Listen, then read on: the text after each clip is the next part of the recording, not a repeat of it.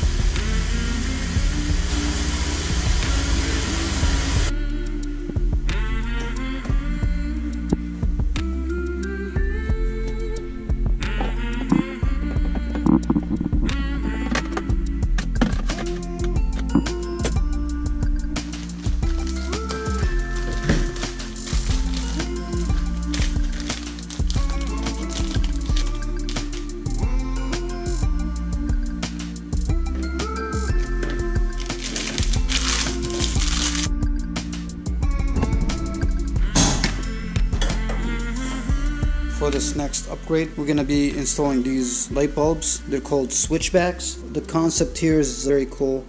So the idea here is, as long as you don't put your turn signals on, this will illuminate white, and as soon as you put your turn signals on or your hazards on, the white will turn off and the yellow will turn on. Let me show you.